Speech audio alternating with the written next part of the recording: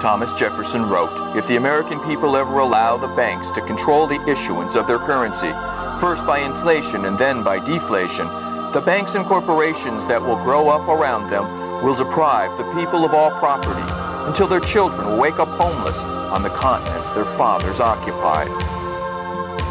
See, what the Federal Reserve Act of 1913 did was give this private banking cartel a total monopoly of printing money. So what you had here was a complete takeover of the government of the United States by these private bankers. They've owned it ever since.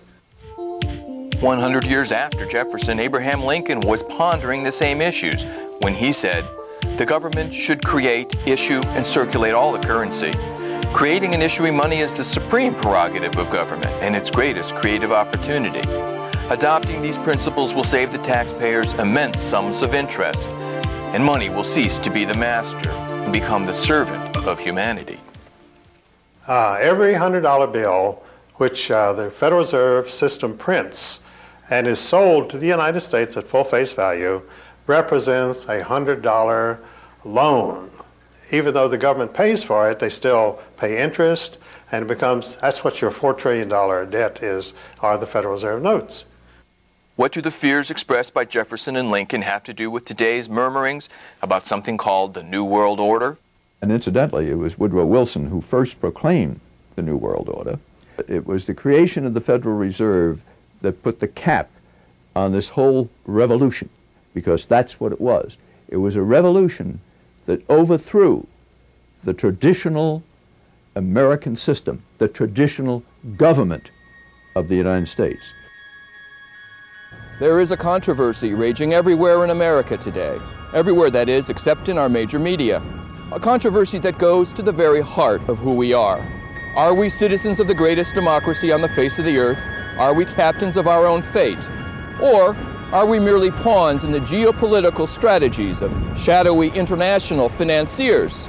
Financiers that may even control our own Federal Reserve.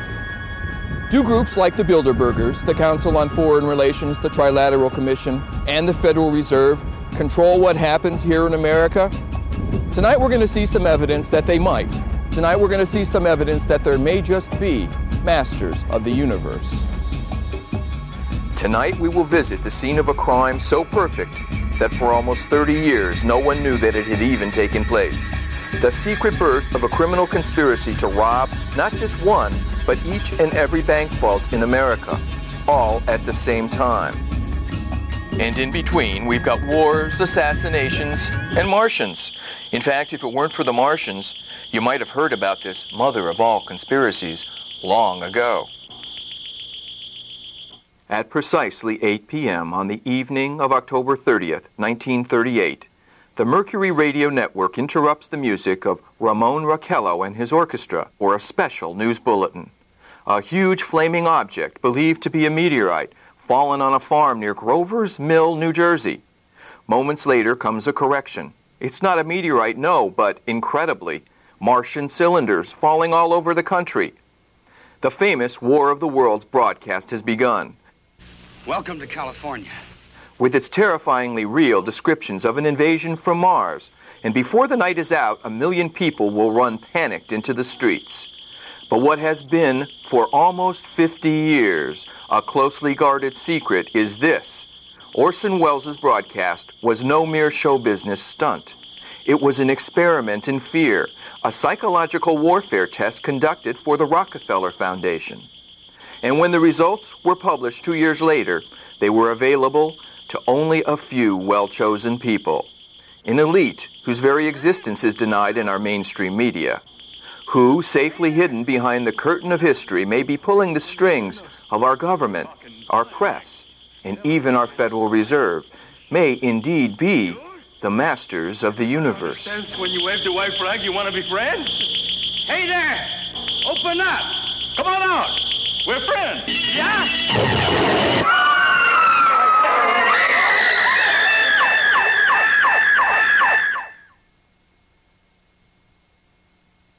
The psychological warfare test, which we discovered in Orson Welles' broadcast, is crucial to any understanding of why some people feel that elite institutions like the Federal Reserve, the Council on Foreign Relations, and the Bilderbergers pull the strings that we all dance on. The people who call conspiracy theorists are not the conspiracy theorists themselves, so to speak. So it's we're talking about facts. We're talking about facts here. The Bilderberg Group does exist. The Federal Reserve does exist. The people who are members of the Bilderberg Group are also the people who do control the Federal Reserve. These are all facts. If a group can effectively control national governments, multinational corporations, and even our perceptions, they control the world. But the real founder, I believe, of the Bilderbergers was another man that I met through Jack Hines, C.D. Jackson. And C.D. Jackson was the then publisher of Life magazine. He had been publisher of Fortune some years before.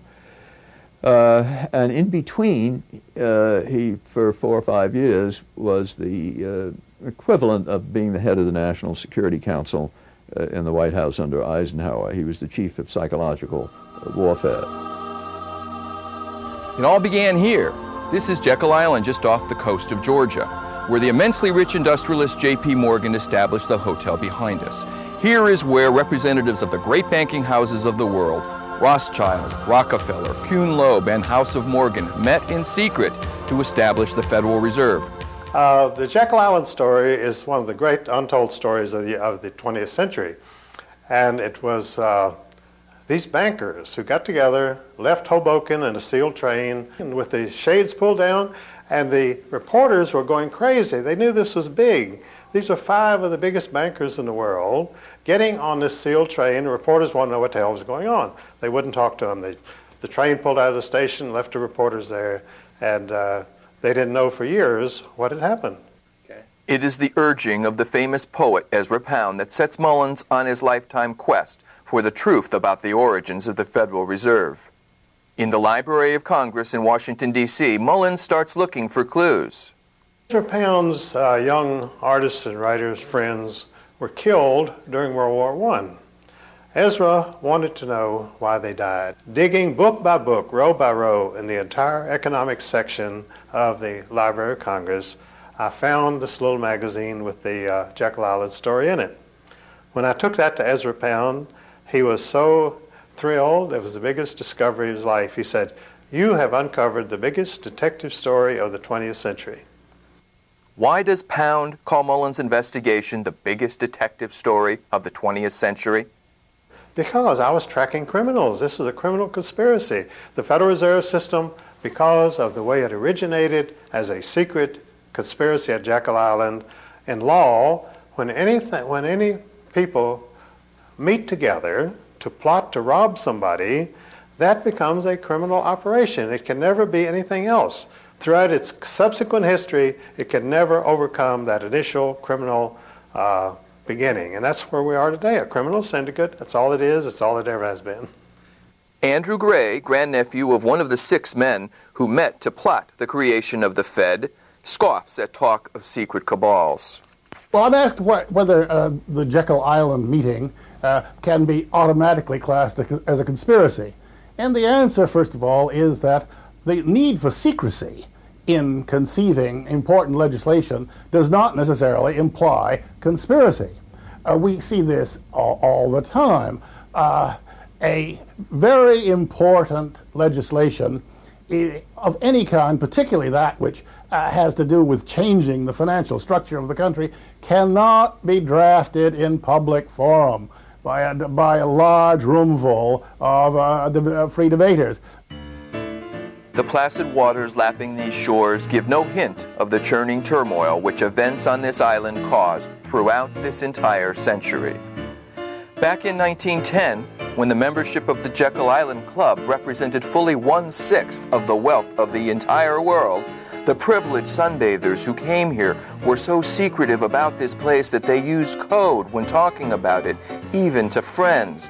"We're going to Jamaica," they would say, and those in the know knew this meant they were coming to Jekyll Island. where the conspirators who created the Federal Reserve were so worried about their plans leaking out that they formed what they called the First Name Club. So what they did was agree to address each other only by their first names. They would be, Warburg became Mr. Paul. Aldrich became Mr. Nelson. And they kept that up religiously the whole time. I don't think they slipped one. And on the train, the senators swore all of them to lifetime secrecy. I mean, he said, I don't want any of you ever to say a word about this. And this was honored by Warburg even 20 years after the senator's death. Beneath this stained glass window, a secret plan came into being that did much to shape the 20th century, and the details are only now becoming public knowledge. And this is a conspiracy. The birth of the Federal Reserve System, we know, was at Jekyll Island, Georgia, in the secret meeting that took place. The immediate excuse was the money panic of 1907, which was engineered by Jacob Schiff and the Rockefellers to gain control of some corporations they were after. History books record that Woodrow Wilson was the father of the Federal Reserve Act, signing it into law December 22, 1913, at the White House.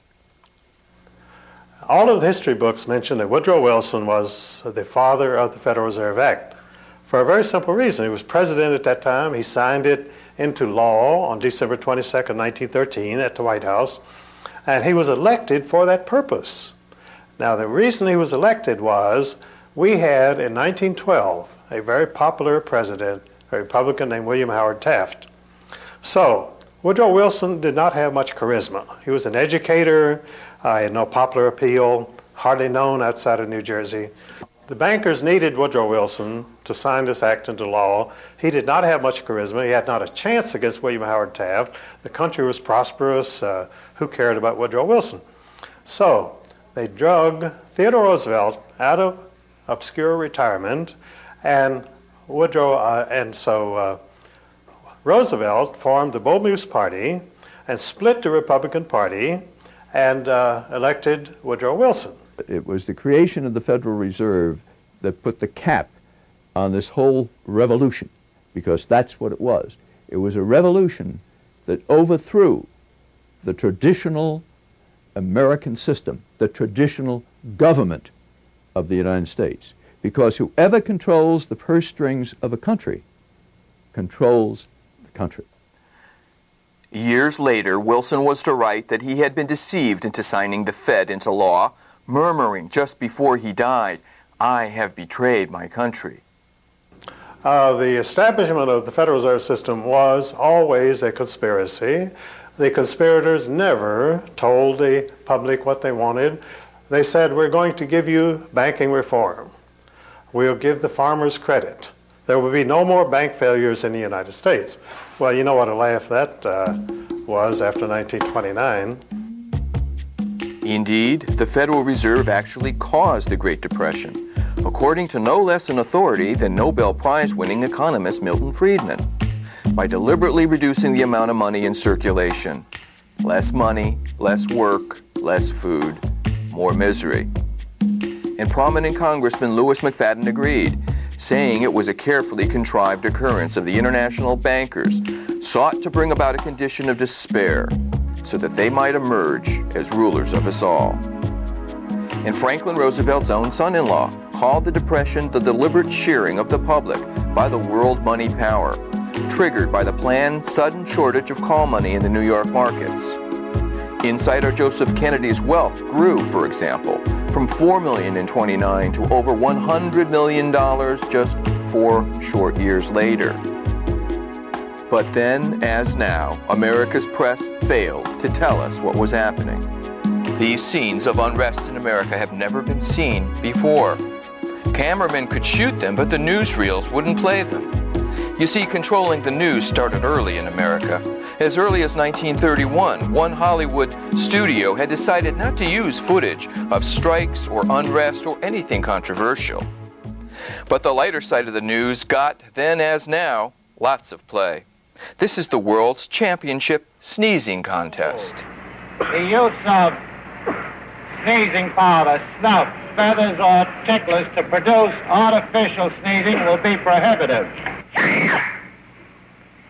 Populists from William Jennings Bryan to Father Charles Coughlin weren't afraid to speak the truth. May I remind our President with all due respect that not one of these soldiers cast a ballot on that fateful Good Friday night in the spring of 1917 to force a peace-loving nation like ours to take up arms for the profiteers and the exploiters of mankind.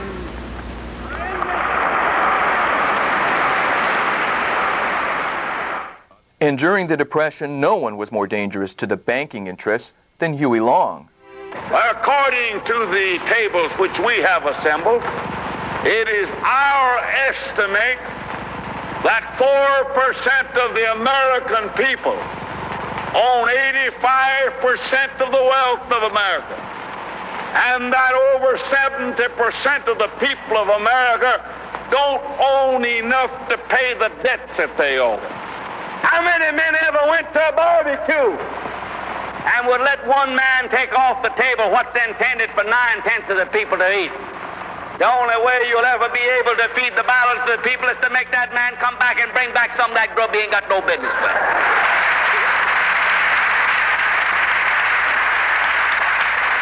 Now, how are you going to feed the balance of the people? What's Morgan and Baruch and Rockefeller and Mellon going to do with all that grub? They can't eat it. They can't wear the clothes. They can't live in the house. Give them a yacht. Give them a palace. Send them to Reno and give them a new wife when they want it. That's what they want. But assassination as a tool of political policy was something this banking crowd apparently knew well, even in the 1930s.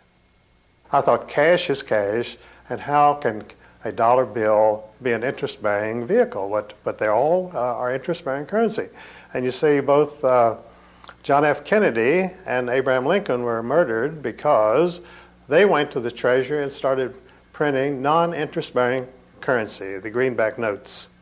And they were immediately killed because the bankers didn't want to lose these billions of dollars of interest. Did the creation of the Federal Reserve represent a government takeover of the United States by shadowy international financiers? Certainly the Fed was designed to protect somebody's interests, but whose? Interest of the banking, the international banking community, not the American banking community.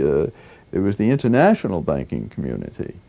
The Morgans were an international family. The fortune had first been made in England, and then they transferred their operation here. But they were allied with the Rothschilds and others in England, and these were the people who drafted, one of their agents drafted the script for the Federal Reserve, Paul Warburg. And incidentally, little known, is that Paul Warburg's brother was the chief of imperial intelligence for the Kaiser, all during World War I, while Paul was running the Federal Reserve. He was the vice chairman of the Federal Reserve. The international character of the Federal Reserve has its defenders. There has been, in the last 30 or 40 years, a much greater international flavor to the activities of the Fed because the banking system has become global. And you could no longer regulate the U.S. banking money supply by simply doing via the domestic Federal Reserve banks. But critics point to a famous statement in the early 1800s by Nathan Rothschild to support this claim.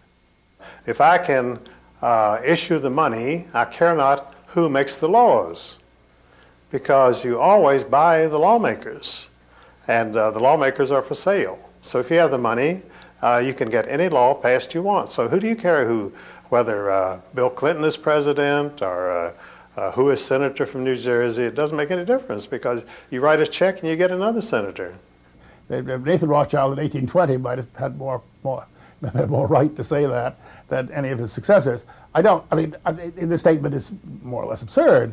The Federal Reserve does not control the money supply. The Federal Reserve influences the money supply.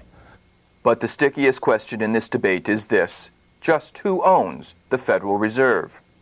Well, the City of London set the whole thing up. J.P. Morgan was simply an agent of the Bank of England when he organized this meeting down in Jekyll Island, Georgia. And the Federal Reserve Bank of New York, the stock is principally owned by 5 merchant banks in London chartered by the Bank of England. So you see, every decision of the Federal Reserve Bank of New York comes out of London. So then, who owns the Bank of England? Yes, the Queen of England was one of the original shareholders of the Bank of England. There again, you had another monopoly. Most of the original purchasers of the Bank of England in 1694, their families have owned that stock ever since. And it's a monopolistic oligarchy of dynastic families. Some of these families go back 5,000 years. These are not Johnny-come-latelys. These are not nobodies. These are real families. Hate mongers like Adolf Hitler used the term international financiers to spread anti-Semitism. Are critics of the Fed alleging it's a Jewish conspiracy? No, not really. It's not Jewish at all. The Jews have been what Lyndon LaRouche calls the Hofjuden, the court Jews. And the aristocracy of Europe always had their court Jews who would help them handle their money, tell them where to put it to make money and that sort of thing. And so they always had their Hofjuden. And so the Jews have been very visible in all this. And of course the Rothschilds themselves are Jewish. But the Rothschilds have very little in common with ordinary Jewish families anywhere in the world. But the hideous allegation made against the shadowy figures who run America's Federal Reserve is that they have been responsible for the 2 biggest tragedies of the 20th century. The Federal Reserve is the biggest story of our time because the Federal Reserve bankers set up both world wars. See, they had been trying to have a war in Europe since 1885, but the central banks of Europe had already bankrupted all the nations of Europe. They had no money. The only money was here in the United States. In order to get that money, they had to put a central bank over on the American people. There is no question that war is a profit-making business. After World War I, Senator Gerald Nye held very famous hearings here in Washington where he dragged in some of the biggest bankers and industrialists and put them on the spot and just examined profits that were made by some of these major interests here in the United States alone. And everybody has the image of the arms dealer. Well, yes, arms dealers do profit from war. So do the banks that lend money, the international banking houses that lend money to various governments so they can finance their war efforts. Yes, war is a profit-making business. Anybody who says otherwise is a liar or a fool. They were able to manipulate us into World War I. And as a matter of fact, the war stretched out for at least another 2 years beyond what it would have gone. It certainly was the case. And in fact, I have a book on it here, which documents it very carefully, based upon Senate and House committee hearings that took place in the aftermath of World War I. And so there's no question that they did this. They did this knowingly, with malice aforethought, to strengthen their own profits and to build their own institutions, their own banking institutions.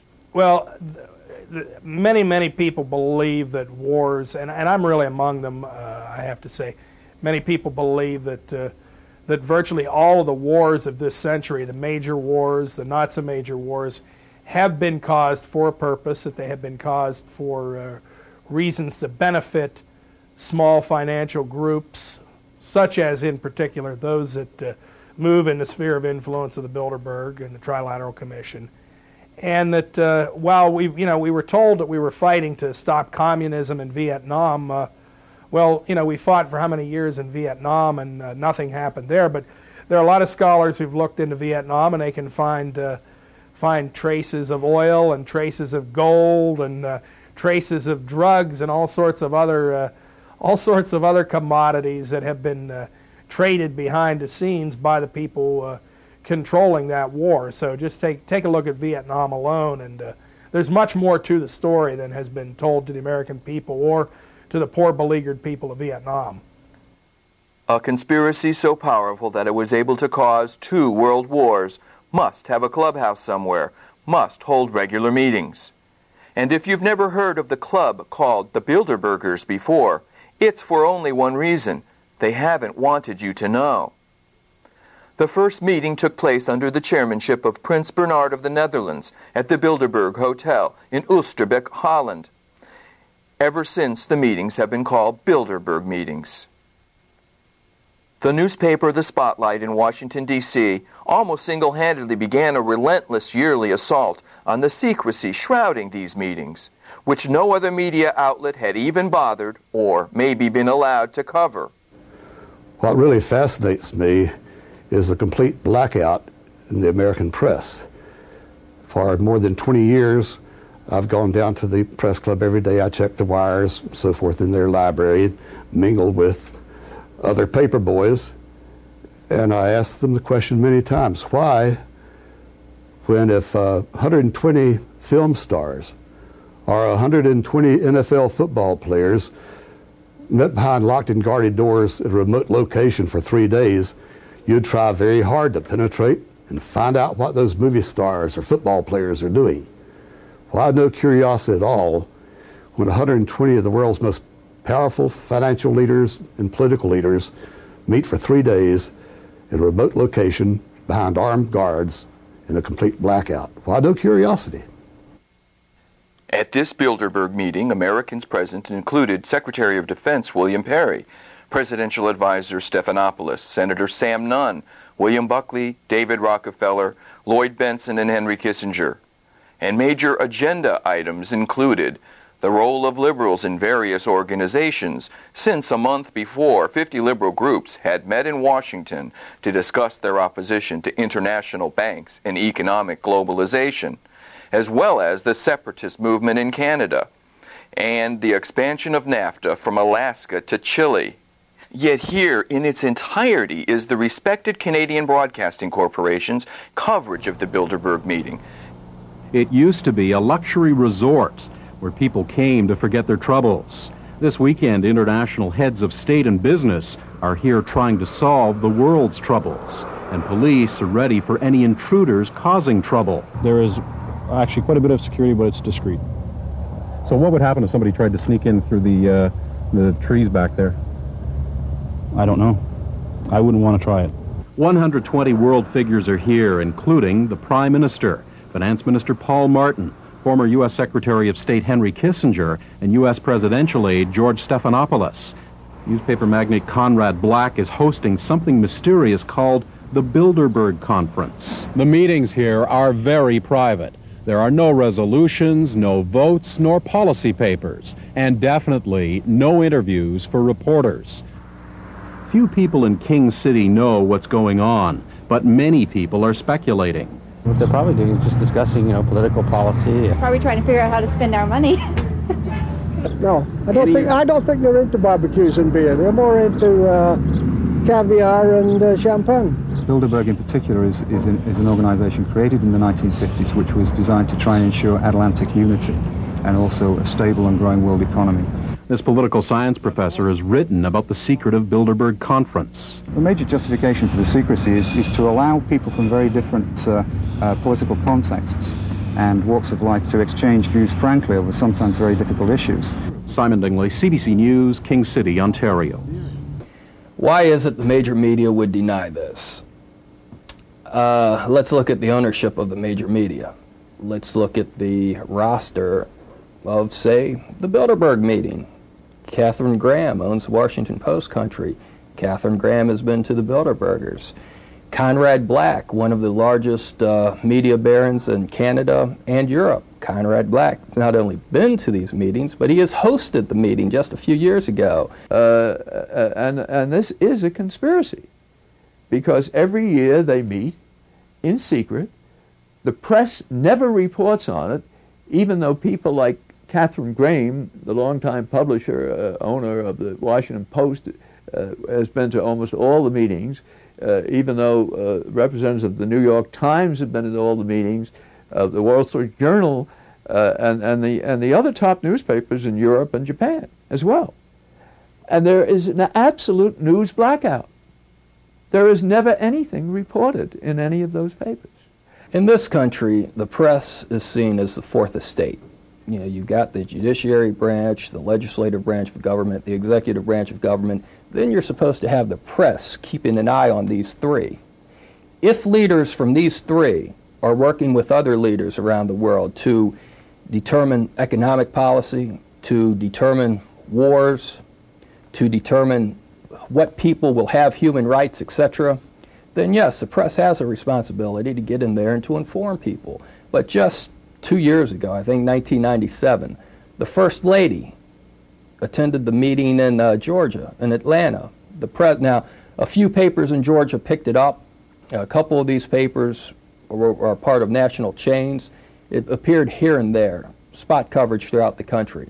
But this is the First Lady at a meeting with people who really arguably want to rule the world. You know, that should have been front page news. Have the Bilderbergers corrupted the press? Is the public's right to know snickered at behind our backs? Reporters who hobnob with the Bilderbergers comprise a virtual who's who of journalism. Everyone from Peter Jennings to Leslie Stahl, from Roone Arledge to the only journalist present in Dealey Plaza, Dan Rather, when John Fitzgerald Kennedy was murdered. Could this explain the curiously incurious attitude of the American press towards the assassination of the last legitimately elected President of the United States? A sinister conspiracy to one person might just be another person's private affair.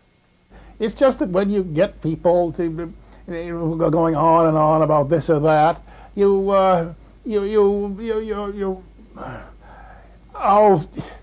it just isn't what a club is supposed to be. The Bilderberg is a clubby atmosphere. That's what it is, really. It's a clubby affair, by invitation only, that kind of thing. It's an elitist institution. Sure. Well, of course it is. Of course it is. Now, when you see groups like Council on Foreign Relations, Bilderbergers, Trilateral Commission, you have to remember bankers work internationally. No banker just works in one country. They work in all countries. And the central banks in all countries work together. Through special groups, they formed the Council on Foreign Relations at the Versailles Peace Conference after World War I. Now, many conservatives believe the CFR runs in the United States, but it only does it secondhand because the real power, the real orders come out of London first. The decisions made in Bilderberger meetings apparently affect all of our lives.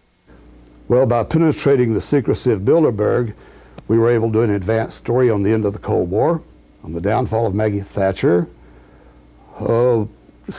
many things. An advanced story on the Persian Gulf War, on then President George Bush's reversal from his read my lips, no new taxes pledge.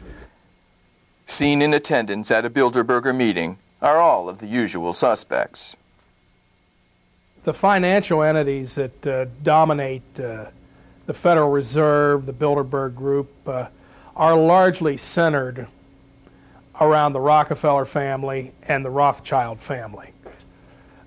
Names such as Chase Manhattan, Citibank, First National Bank of Chicago, I believe, all these groups that move in the Rockefeller sphere of influence and the Rothschild sphere of influence are the glue that hold the Bilderberg elite together.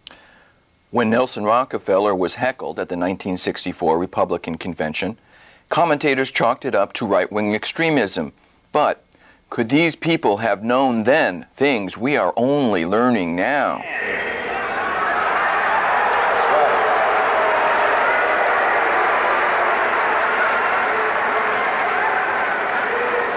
Their tactics have ranged from cancellation by coercion of a speaking engagement before a college to outright threats of personal violence.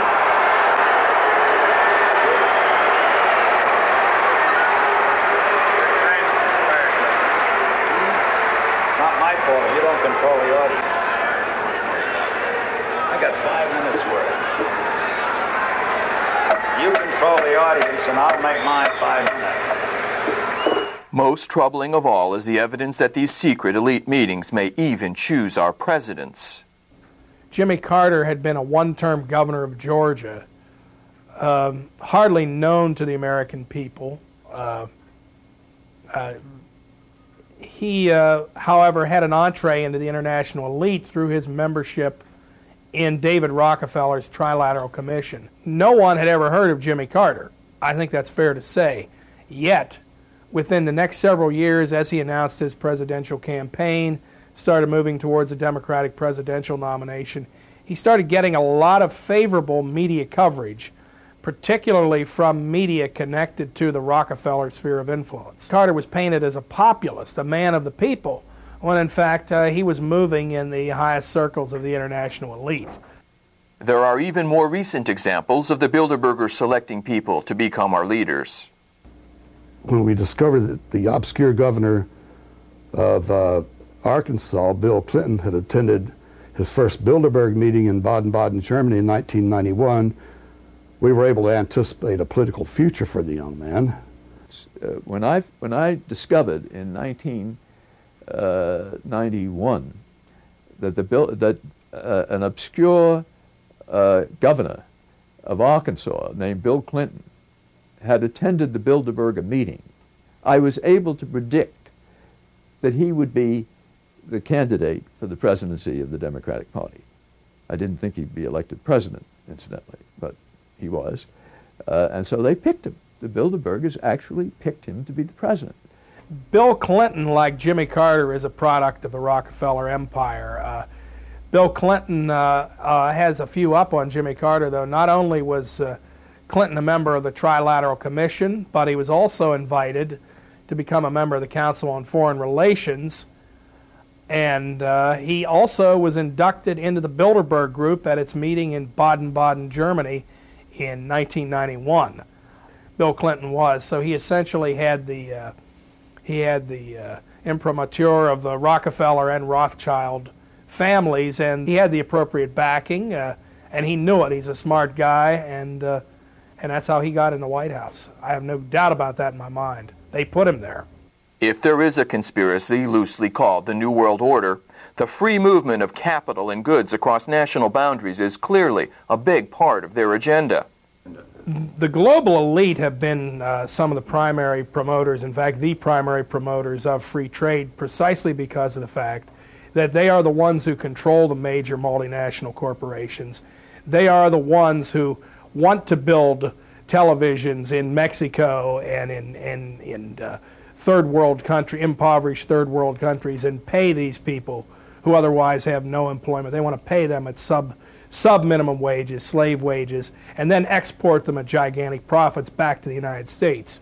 But we're told by the major media in this country, which is tied in again with these international elites, that, oh, well, this is a temporary thing. It really is good for America. But it's not good for America. Look at anybody who's lost their job. Look at how their family suffers. That's the Bilderberg Group at work. That's the Trilateral Commission. That's the Federal Reserve, all these elite groups that they're benefiting, but the average American isn't. Critics of the American CIA have long accused it of operating not in the best interests of Americans as a whole, but of being a virtual private army for multinationals, as well as being heavily involved in the drug trade. Could they be actually working for this sinister conspiracy?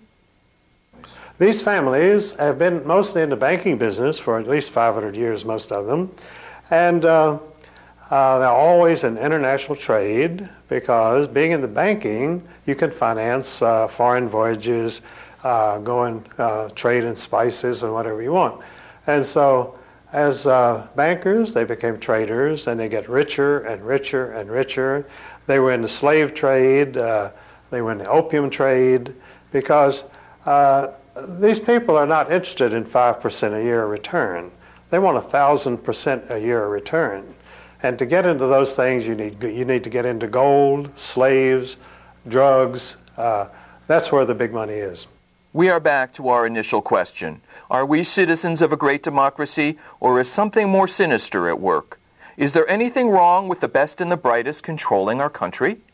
What's wrong with an elite ordering world events? There's a lot of things wrong with that. The American people, at least, have always been told that they control their own destiny through their elected representatives. But when you find their elected representatives attending secret meetings with some of the wealthiest bankers, industrialists, behind closed doors, surrounded by armed guards who will not let the general public in, and they're making decisions that affect the future of the American people and the people of the world, then there are legitimate questions as to why this elite should be able to dictate things.